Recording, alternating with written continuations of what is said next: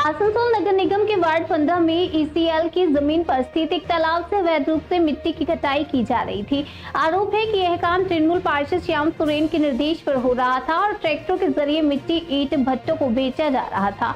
और ईसीएल अधिकारी ने जब कार्यवाही की तो मौके पर मौजूद लोगों के पास कोई जमीन से जुड़ा वैध दस्तावेज नहीं था, बल्कि पार्षद का लेटर पैड दिखाया गया जिसमें लिखा था कि काम जनहित में हो रहा है। अब सवाल ये उठ रहा है कि अगर ये काम जनहित में था तो मिट्टी ईंट भट्टों में क्यों भेजी जा रही थी और उससे होने वाली कमाई का हिसाब किताब किसके पास है। फिलहाल ईसीएल ने मामले को गंभीरता से लेते हुए जांच शुरू कर दी है। এই বিষয়ে খবর আমার কাছে আছে, এটা আপনাদের কাছে একটা তথ্য দিই আমি।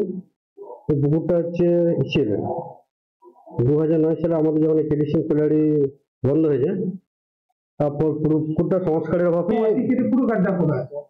যদি সরকারি নিয়ম অনুযায়ী পুকুর যদি ঠিকমতো সংস্কার এবং কাটা না হয় তাহলে যে আইনত ব্যবস্থা নেওয়ার আমি এলাকাবাসী যারা মাঝি মণ্ডল আমাদের আদিবাসী সম্প্রদায়ের আছে তাদেরকে অনুরোধ করবো, তাদের আইনত ব্যবস্থা নেওয়া হোক এবং নিয়ম মাফিক যেন পুকুরটাকে সংস্কার করা হয়।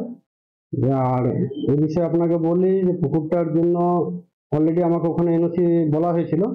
আমি একটা হয়তো প্যাডে আমার খেয়াল করছি যে আমি একটা এনওসি দিয়েছিলাম, যেহেতু পুকুরটা সকলের কাজে লাগে। তো তারা সেটা অনুমতি নিয়েছে কিনা বিএলআর থেকে, আমার বলা ছিল যে বিএলআর থেকেও কর্পোরেশন থেকেও ডিএম অফিস থেকেও যে নিয়মগুলো করার দরকার সেগুলো যেন পালন করে, ওরা করেছে কিনা আমার সেটা জানা নেই। সেটা আমি ভাটার মালিকের তিনি পুকুর করে দেবেন, সেই জন্য আমার অনুমতি দেওয়া। এবং তার মধ্যে যদি তিনি এবার মাটি কেনা বেচে যদি হয়ে থাকে তাহলে এটা আইনত ব্যবস্থা যা নেওয়ার আমরা নেবো। ইসিএলকে জানানো হয়েছে? আমার মনে হয় জানাবো আমি, আমার তরফ থেকে তো কোনো ইনফর্মেশন নেই।